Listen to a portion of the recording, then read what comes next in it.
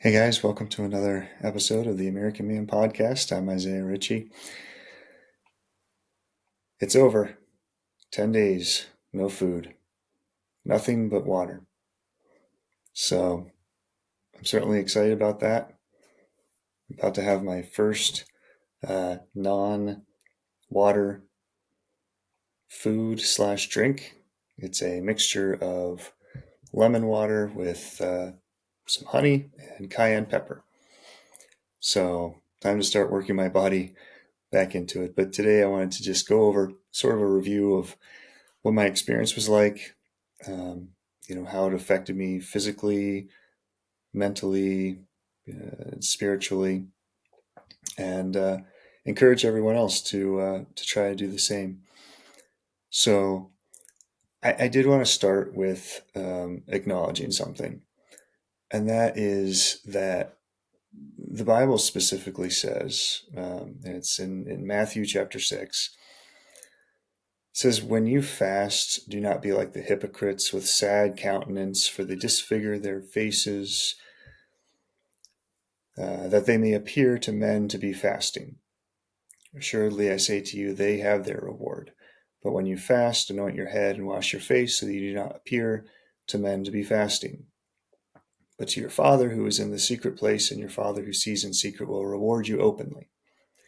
So the point of fasting is not to say, look at me, and and all that. And I'm fully aware that what I'm doing by posting this on Facebook and Spotify and YouTube is I am sending it out to the world. Now, my hope and my prayer is that my heart is in the right place.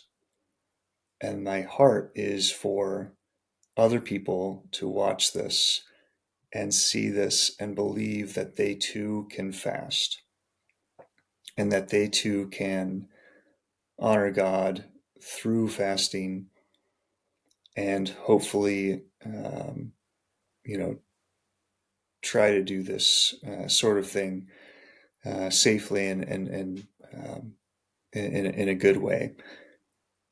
I don't believe that, or it's not my intent, that I'm trying to get, um, famous for anything or try to do anything like that. And during the day, every day at work, people caught on. I mean, when you're not eating at lunch and you're just drinking bottles of water all the time, people catch on to things. But I never brought it up initially. That's not the point of this. So I hope that God has grace with what I have posted and the way I'm doing this. And when I fast in the future, I'm not going to be posting videos on this. But I did want to bring that up because that is the primary reason why I was fasting. So, but this has such a effect on me. Like I said, mentally, physically, emotionally. So I'll just start. Physically, what happened? Well, I lost 19 pounds. 19 pounds in 10 days.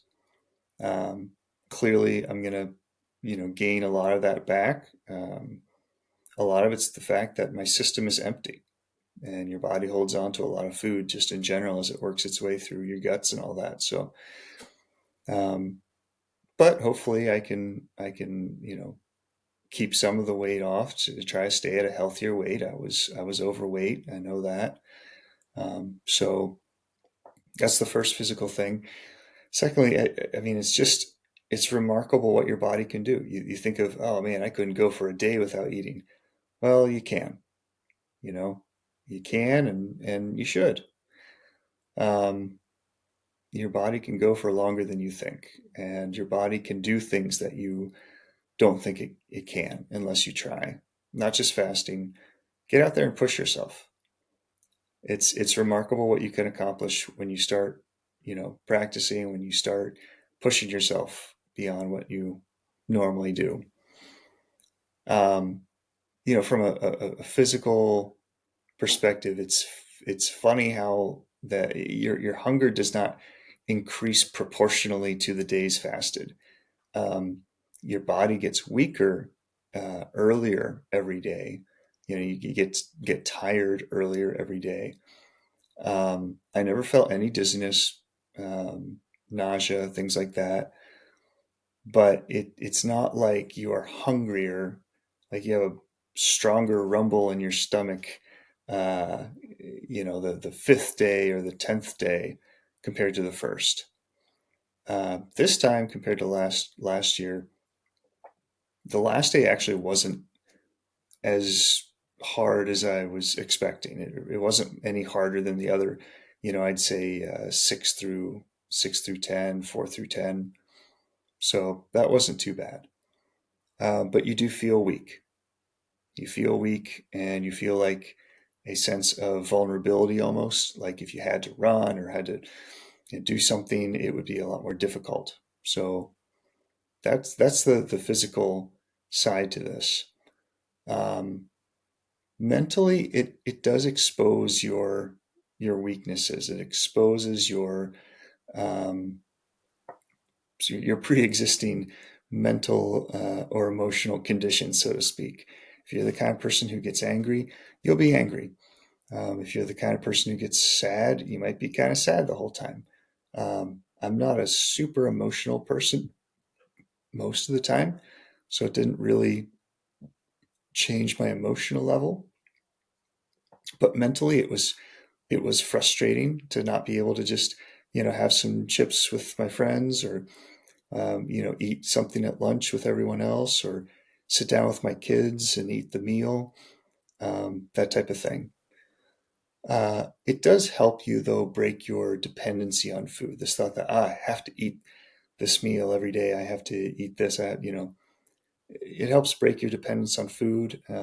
I'm sure it can help breaking dependencies on other things. Obviously, if I'm not eating, I'm not drinking any alcohol or anything else like that. So um, it's good to give your body a refresher, and mentally, then your body starts craving the building blocks. It doesn't crave the sugar. I'm not craving sugar right now. I don't want a cookie. Um, I want an orange, or some carrots or a salad. Someone at lunch yesterday had a salad, just looked amazing. I wanted that salad more than I wanted the brownies that were on the table. So it helps reset your mentality as to what food you really should be eating, and get you away from those sugar addictions. Um, we are addicted to a lot of chemicals in our food, the sugars and things like that. Caffeine is another one. So it does really help you get away from those dependencies and start living much more of a natural, what your body should be eating. The challenge is to sustain that after the fast. Um, it's incredible how much easier it is to fast than to diet for me, because it's all or nothing. When you're fasting, it's nothing. You can't eat anything. To me, that is easier than counting calories, or um, doing anything like cut out sugar. But then you have to check, is sugar in this, is sugar in that. Well, what about this bagel that has 1 gram added sugar? Is that sugar? All these different things. And you're still eating other probably junk food, and then you just screw it. I'm just gonna grab some ice cream on my way home.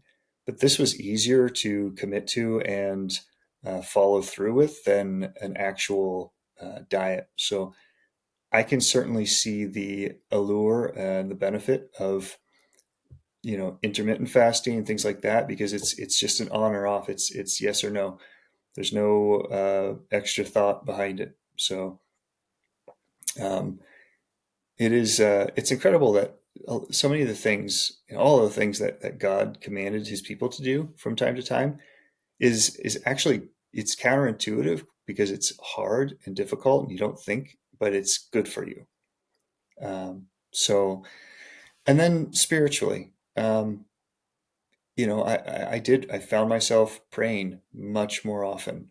And that's sort of the goal of all of this. Um, the hunger. It's almost like, when you put like a rubber band on your wrist to remind you to do something later, or you loosen your watch band, or you put it on the wrong hand, or whatever, little tricks and tips, things that people do to remind themselves to do something later. That's what this was. This was a constant reminder to pray. And so I found myself, at all times, praying and just, seeking wisdom, seeking guidance, praying for my family, praying for my church, for the country, um, and certainly deepened my connection with God. Um, Listening to the Bible on my way to work, um, thinking about the words more. So it it removes a lot of sort of other things in your mind, because you're physically reminded of it. You're physically reminded of your weakness. You're physically reminded of sort of this emptiness in yourself. And so from that perspective, you really can focus on prayer and focus on God.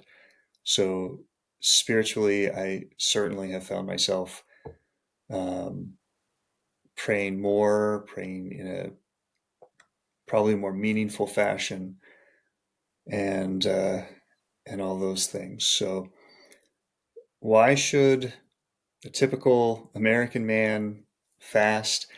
I mean, overconsumption is not uniquely an American problem, but it is. Um, it's almost uniquely an American problem. This is our country is overindulgent in almost everything, and I think it's important for men to be able to exercise that self-control, that that level of restraint and commitment to a principle.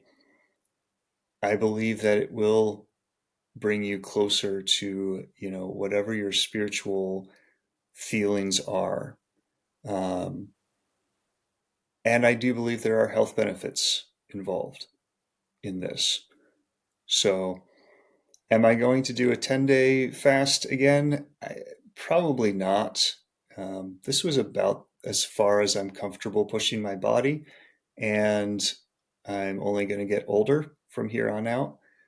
Um, Obviously, if you have any sort of underlying health conditions, it's not, completely safe. They're every article I read, everything I read said consult your doctor before starting a fasting regimen, things like that. But I learned a lot from this experience, and I do intend to fast extended periods in the future, whether that's 4 days, 6 days. I'm not sure yet, but I do want to incorporate that more regularly into my life than just once a year.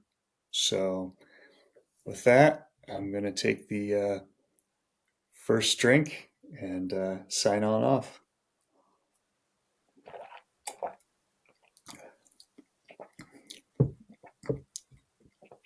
Whew. Flavor, cayenne.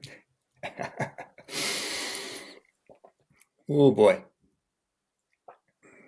Yep, you can feel that going down your throat into the stomach. So, wow. There we go. It's been 10 days. So, I hope and pray that you can go out and find some benefit from a prolonged fast. So, until next time.